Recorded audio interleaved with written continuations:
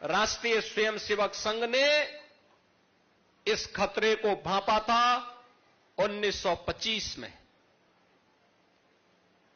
राष्ट्रीय स्वयंसेवक संघ इस बात को जानता था कि अगर हम इसी प्रकार से कांग्रेस के द्वारा चलाई गई दुर्बल संधि का शिकार होते रहेंगे तो वे इस देश का विभाजन कराएंगे, हिंदुओं को कत्लेआम कराएंगे और फिर इस देश की परंपरा को, इस देश की संस्कृति को, इस देश की जातीय परंपरा को पूरी तरह नष्ट भ्रष्ट कर देंगे।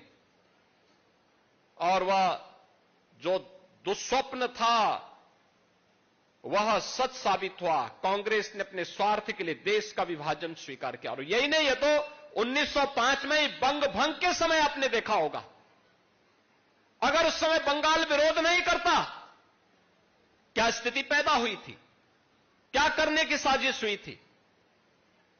और उस समय भी ये लोग यही कार्य कर रहे थे। और राष्ट्रीय स्वयंसेवक संघ आज केवल भारत में ही नहीं, पूरी दुनिया के अंदर सरस्वती शिशु मंदिर और विद्या भारती के नाम पर हजारों शिक्षण संस्थानों का संचालन कर रही है।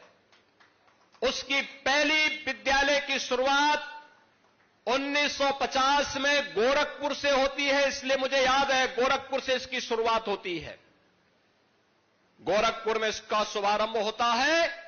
आज हजारों स्थानों पर राष्ट्रीय स्वयंसेवक संघ, विद्या भारती और सरस्वती शिशु मंदिर के माध्यम से भारत की संस्कृति, भारत की परंपरा, भारत के धर्म और संस्कृति का पालन करते हुए हजारों शिक्षण प्रशिक्षण संस्थाओं का संचालन कर रही है, सेवा के प्रकल्पों का संचालन कर रही है।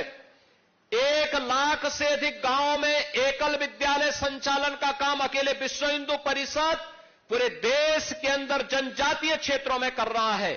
और श्री राम वनवासी कल्याण आश्रम के माध्यम से भी, मुझे याद है मेरे स्वयं के आश्रम गोरखपुर में 1984 में जनजातीय छात्रावास प्रारंभ हुआ और उसमें नॉर्थ ईस्ट से, त्रिपुरा से, मेघालय से, नागालैंड से, यहां से सैकड़ों बच्चे जाकर के उसी आश्रम में अध्ययन करते थे और जब उनकी शिक्षा पूरी होती थी वे वापस इस क्षेत्र में आकर के अपनी आजीविका के साथ जुड़ते थे।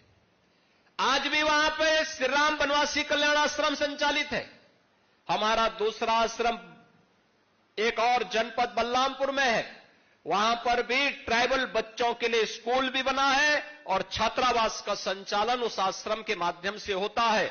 और विश्व हिंदू परिषद और राष्ट्रीय स्वयंसेवक संघ हजारों ऐसे स्थानों पर ट्राइबल बच्चों के लिए इस प्रकार के शिक्षण और प्रशिक्षण केंद्र संचालित करके उनके उज्जवल भविष्य के साथ अपने आप को जोड़ने का काम करता है।